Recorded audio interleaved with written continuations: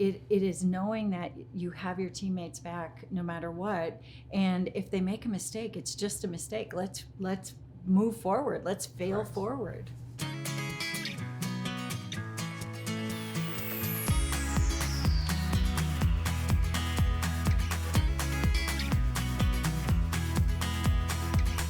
Welcome to the InitiativeOne Leadership Podcast, where we help leaders maximize their impact and transform their lives. My name is Nick Nighbor, and I'm the VP of Strategic Partnership for InitiativeOne.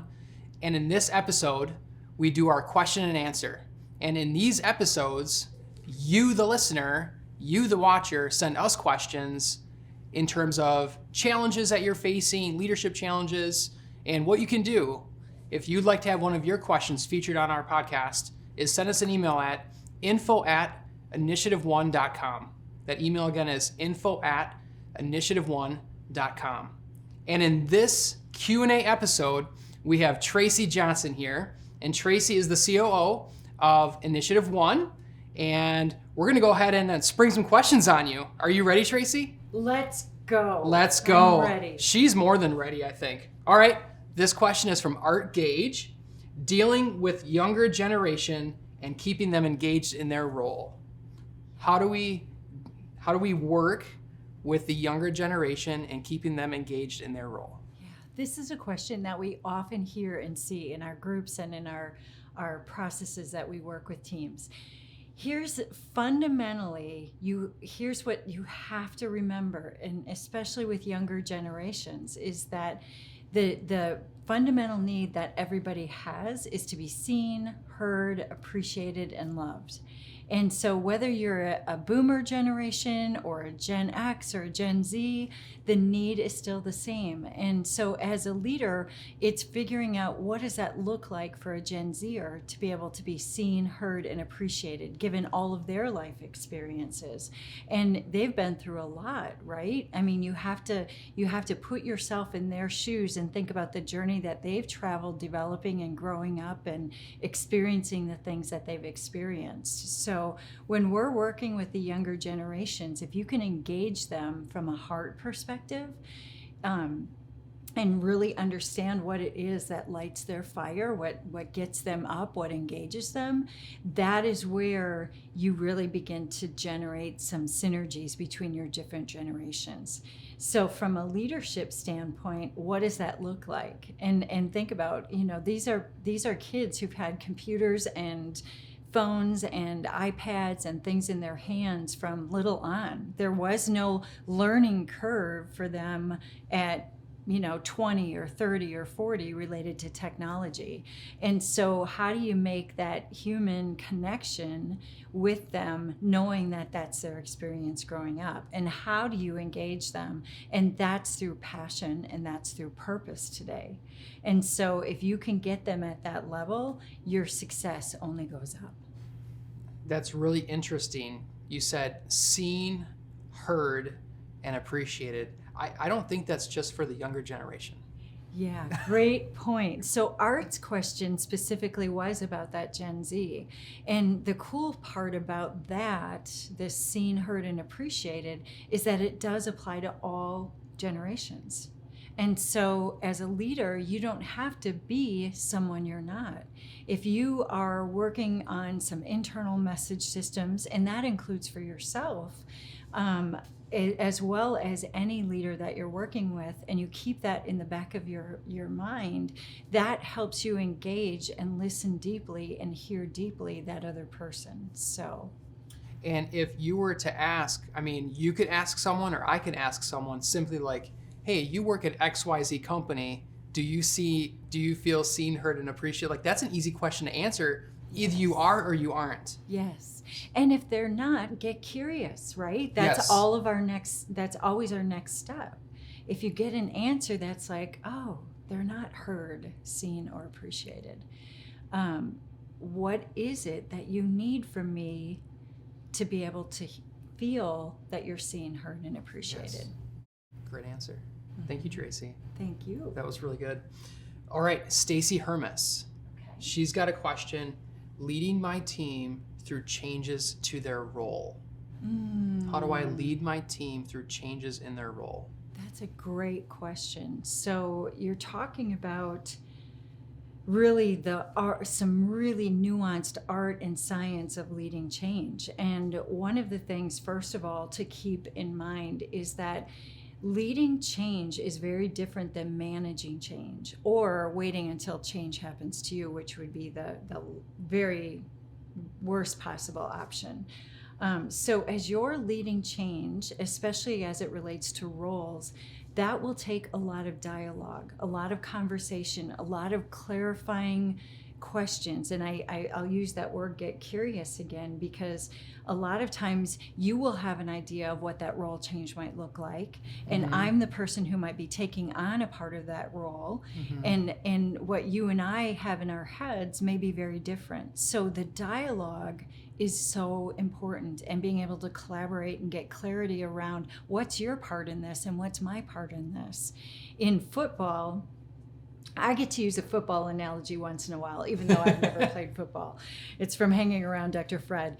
In football, they call that staying in your lane. So you have to get really clear about what is that lane that I'm supposed to be in and where I'm supposed to bring my best and be successful. And sometimes we get out of our lane. And in those moments, that's that boundary discussion about what's your lane, what's my lane, who's supposed to be doing what. But it comes from building trust. And so part of that leadership process is building trust with those individuals as they're changing their roles or as they're moving into new positions, and helping them to have the courage and the sense of clarity of what they need to be doing in that new role. So I would say trust, dialogue, lead the change. Don't wait for the change to happen or try to manage it or try to avoid hard conversations as the change is going on. Okay. And that's probably like a continuous thing. Yes. Once those, well, expectations is probably the wrong word, but how we operate. Yeah. Because we get used to like, hey, I took care of this forever. Now you're taking this away from me. Like it's just reminding people like, hey, this is what you're doing now. Constantly going back to that, but you can't have any of that without trust. Yes. If they don't trust, then it's just going to be surface level. Yeah, I got it. Yes. No, you don't. And you can tell whether they're bought in or not. And you have to remember what you're describing. There is a lot of internal work that people have to be doing. So part of that leading is helping them to recognize when they're moving into what we call their less effective self, when they're maybe feeling threatened or be fearful, or you have to lead through those conversations. They won't talk about that unless you give them that safe environment and forum to say, how you feeling? How's it going? And just slow things down and lead that change in that way. Right. I got you. Yeah, and I got your back. Yes. Right? I mean, when we you know that we experience this in our organization, it is knowing that you have your teammates back no matter what. And if they make a mistake, it's just a mistake. Let's move forward. Let's fail forward. Are you satisfied with the current levels of accountability in your organization? Join us next month for our next leadership event, where we're discussing how you can energize your team through consensus-driven leadership. This event is our gift back to the community. Join us in person or online by registering at InitiativeOne.com. All right, Jim, I don't know his last name, so we're not going to share his last name. Jim asks, getting on the same page with my leader. He says, I share good ideas and get a, great, let's do it, and then nothing happens. How do I work through that? Yeah. I wish Jim was right here with us, Nick. So do I. So here's my answer to Jim. When we're leading up, and that's what that is describing, is we're leading up in the organization. We're leading our leader in that scenario. Couple of things. We have to recognize our part in the change process, because leaders are inundated with ideas after ideas after ideas and are trying to implement their ideas. Mm-hmm. And so alignment is really important. And so if you have an idea and you think that it could really impact the organization in a great way. An idea is only an idea, and kind of like cotton candy, it'll disappear really quickly if we don't have the next part of it, and that is commitment and a plan. And so I would always recommend to people who are leading up that if they are going to their leader with an idea, that there, some of that is kind of fleshed out, that they've got commitment from colleagues, that they have already brought colleagues into the fold in terms of generating enthusiasm and excitement and urgency around that idea. And then the second part of that would be really making sure that they've thought through action planning. What are the steps? What are the things from a high level that need to happen for this idea to come to fruition? And then the third thing I would say is, and what's your responsibility in making that change? Because when we're waiting for somebody else to take action, that really is not leadership. That we always encourage people. It's Say that one more time. If we're waiting and waiting for somebody else to take that first step, that is not leadership. Leadership is about taking responsibility for the things that you can do to create energy and action around that plan or that idea that you have. So I think oftentimes people will look to their leader to implement or to be the waiting for permission, I'll call it. And if you have all of the things in play around that idea for change, you should be ready to begin to motivate that change before you even talk to your leader, right? Or accelerate that change. And I think, like, whether it's like a brand new business or a business that's been around 20 years or even 50 years, like, that answer is going to be a little bit different, because it's very easy for a company to have 20 initiatives. It's like, hey, let's do all this, and then we end up doing nothing. You almost have to, like, hey, let's move into this direction. Yes. And does this idea serve the mission? Does that make sense what I'm saying? Yes. So, okay, so you're saying, for Jim's sake, if the idea isn't aligned with the purpose, mission, vision, and values, it's likely a non-starter, because we're all resource limited. We all have limited resource in terms of time, energy, focus, all of those things. And so that's a part of that action planning process, and really understanding, will that be an obstacle in my way in bringing this idea forward for my supervisor or my boss? Not to say it's a non-starter. It's just like, there is so much. You and Fred, like, you guys are running the company. You got all these things going on. Hey, Tracy, let's do this. And you're like, that's really good, Nick. Yeah. But it's only good.